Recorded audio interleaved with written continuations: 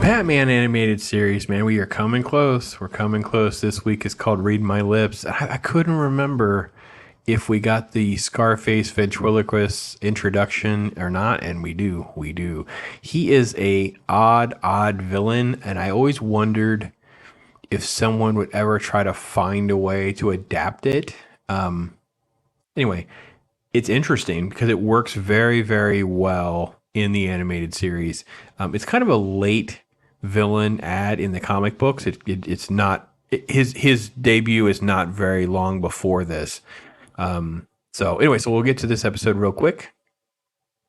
And as you can see here, just let's switch this up just a little bit.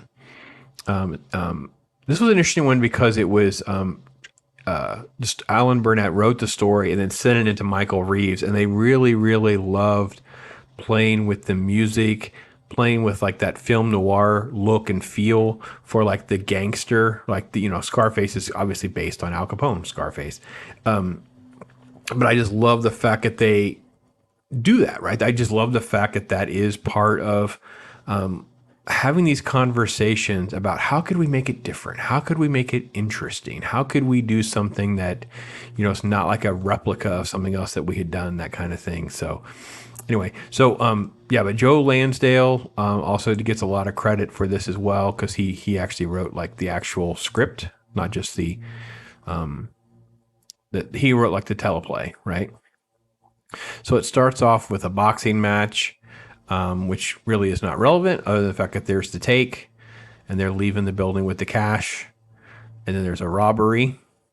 And look at the way they use their shadows and stuff, because they're going to use their getaway. They have these metal spikes on their hands. They do it in a manner you can barely see what's going on as they're escaping. They're going basically up this shaft to the roof.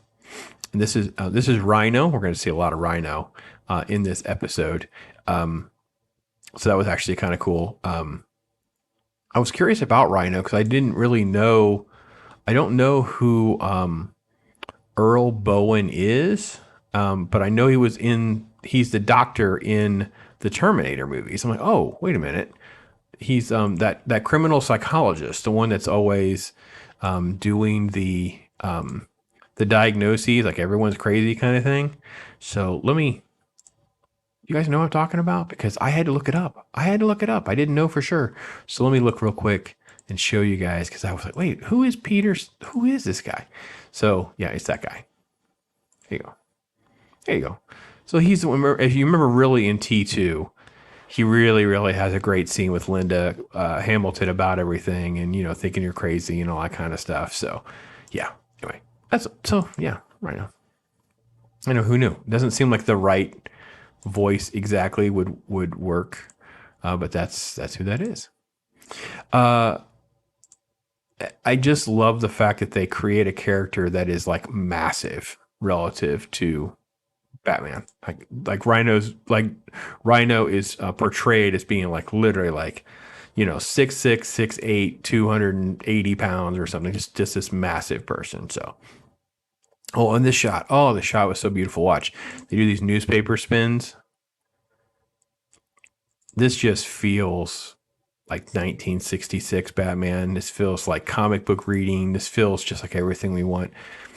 This episode has a lot of all the things that you want done well in your Batman. So Gordon leaves the windows open, which I think is always kind of funny. And you actually can see a little bit of movement there before Batman sort of like steps out of the shadow and spooks him.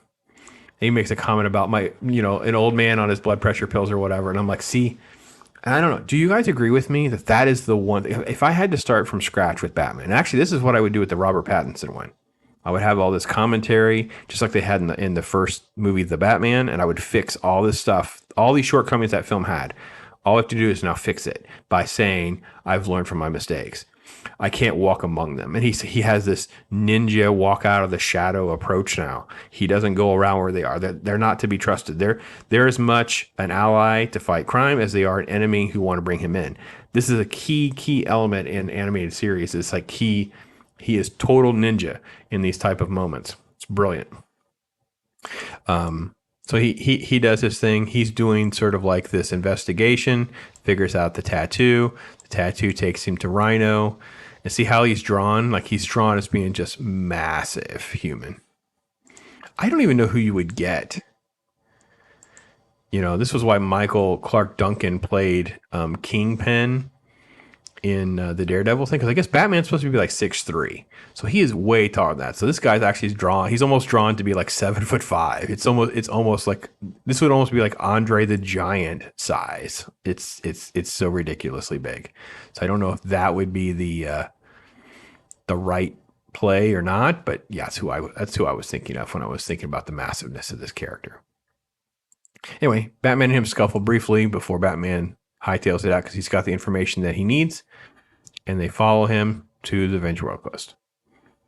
And you have sort of this interaction now with Scarface coming out. So we get our first run in because he's this rat face guy is the new guy, right? So rat face guy, I think his character name is Ratso. I think it's actually his name, which is kind of funny to me. Ratso is the guy that doesn't know what to do. So he starts talking to the ventriloquist, not talking to Scarface. So this is the premise of this episode is just that multiple personality thing, right? And we've seen this done now in so many other arenas, but I can say for something back then, this was a big deal for us to understand this could even be a thing, right? So Batman's showing up. He's there. He walks in. He investigates. This was really funny. I don't even know how to take this. This was just strange. Like he goes in the room and he goes over. Oh, wait, I thought its eyes. Wait, I got to back up. I thought he closed the dummy's eyes. Yeah, there he goes. Yeah, there was the shot. Right there. 10:10, 10:04. There we go. We'll just let it go. We'll catch it up. Why would he do? I don't know. Is that because the dummy is that creepy even to Batman? I don't know. Anyway, so you have sort of like him eavesdropping and then getting the drop on the ventriloquist, and then he realizes that they're separate personalities, and that's what you get. He bugs the bow tie, different voices, the computer, all that kind of stuff. So you have all this sort of like set up on how complicated it's getting. I don't know if you guys have seen the movie Split. I think Split is a highly entertaining movie. I have some issues with the end, but I do enjoy the movie. And I have to say, I don't know if we have a category for this, folks. We probably should create a category for this, folks. These great, great performances that are completely ignored by Oscars or whatever. Like they're these great performances. It didn't even be a good movie. Like I think a lot of these character immersions in these biopics, like Chadwick Boseman in he plays James Brown in Get On Up, and he's so good as James Brown in Get On Up, and yet the movie's like okay, you know. I think Split's actually pretty good, but anyway, so you end up going on this. So basically, Batman was eavesdropping, piecing together the details. They're discussing the next heist. And as they head out, and this is the only real major, well, I shouldn't say really major flaw, but it's a flaw with this is Batman is there making his way around towards the one thug. And Rhino notices, and Rhino he pushes over the metal bars on top of Batman.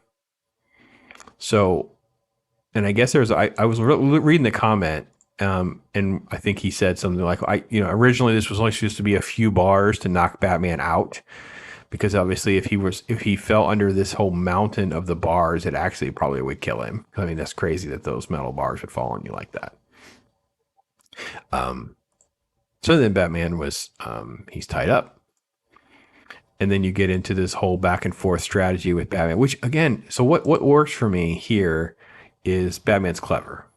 Batman is strategic. He's thought through, I'm going to get caught. How do I get away? How do I turn them on one another? What could I do? Those kinds of things. Now, I think it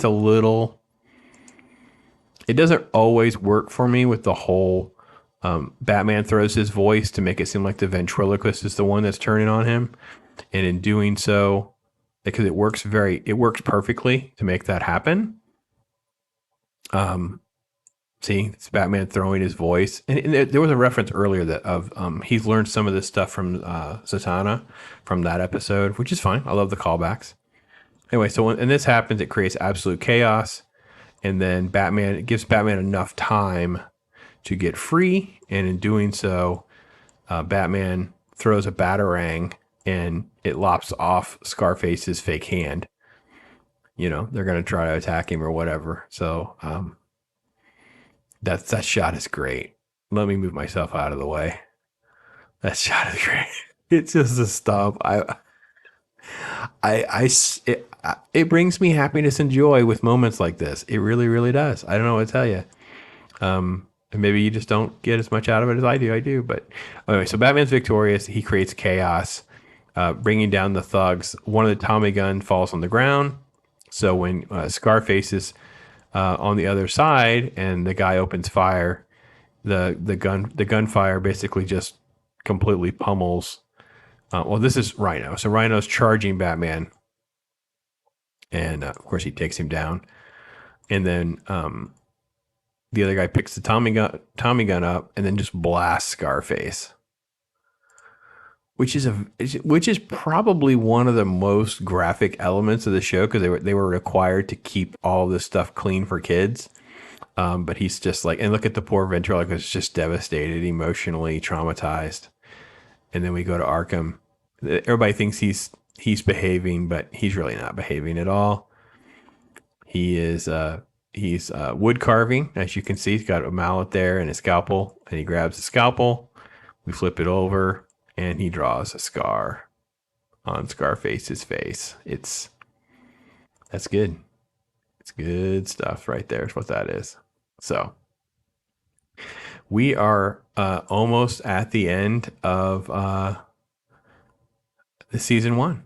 I can't believe it. We have one more episode. So, folks, if you're enjoying the Saturday morning stuff, I'd love to hear from you guys, especially heading into 2024. Maybe something we should just dive into. I was thinking about something where I could do 3 or 4 weeks at a time of a certain show. Like, so we'll do, because I have done Transformers episodes or whatever. So we'll do Transformers for three times in a row, or something like 4 times in a row. Then we'll switch it up again. That way we could hit on a few things.